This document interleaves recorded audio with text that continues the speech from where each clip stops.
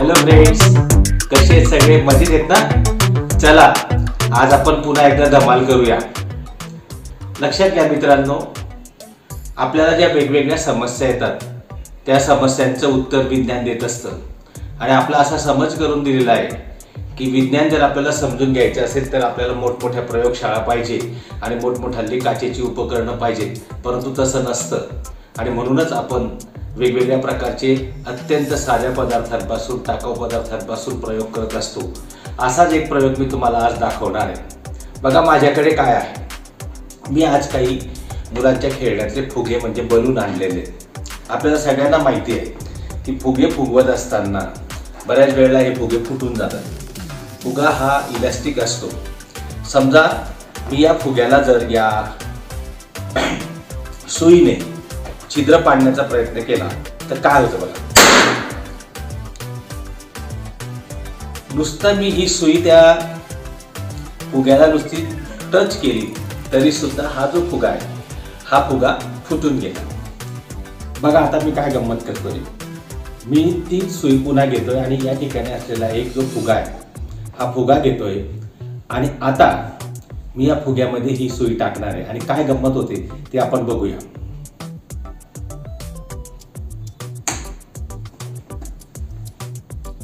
है ना मजा? फुगा का नाही फुटला बरं? विचार करा त्याच्यावरती की हा फुगा का नाही फुटला. चला तुम्हाला मी एक दुसरा प्रयोग दाखवतो फुग्याचा. बघा हा माझ्याकडे एक फुगा आहे आणि माझ्याकडे एक हे रसायन आहे. आता हा जो माझा बोट आहे मी या फुग्याला तुम्हाला लावून दाखवतो. हा फुगा फुटलेला नाही. आता मी काय करतो बघा की माझं जे बोट आहे ते या रसायनामध्ये मी बुडवलेलं आहे आणि आता मी ते याच्यावरती टच करतो. अरे फुगा का फुटून गेला?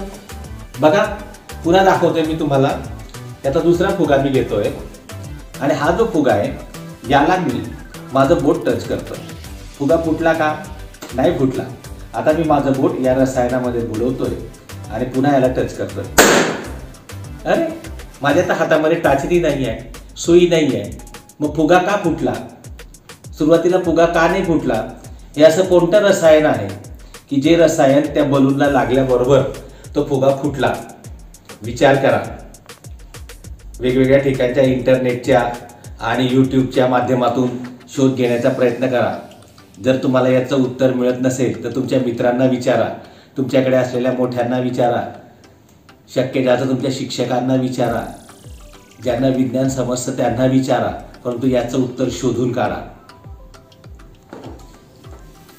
बघा याचं उत्तर शोधण्यासाठी मी तुम्हाला एक हिंट देतोय.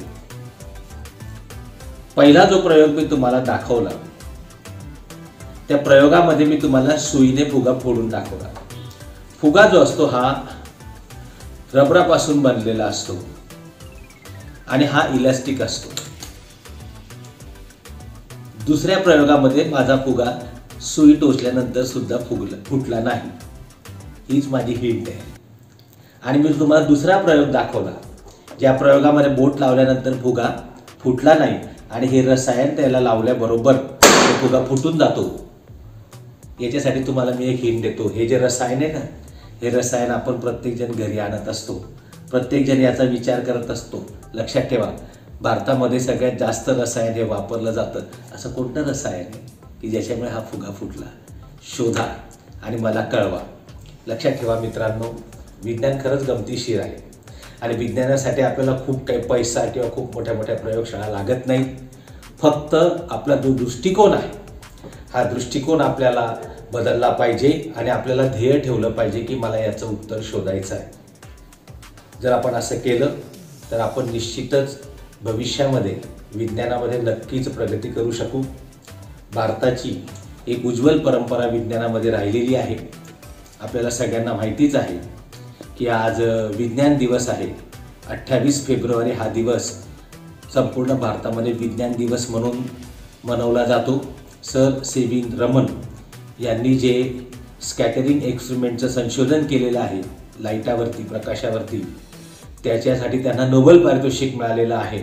आणि त्याच्या सन्मानार्थ भारताने ज्या दिवशी हा शोध सबमिट केला गेला तो दिवस 28 फेब्रुवारी हा विज्ञान दिवस म्हणून मनवायला सुरुवात केलेली आहे. आपल्या सगळ्यांना विज्ञान दिवसाच्या शुभेच्छा आणि सर CV रमण यांच्या स्मृतीशतशः नमन.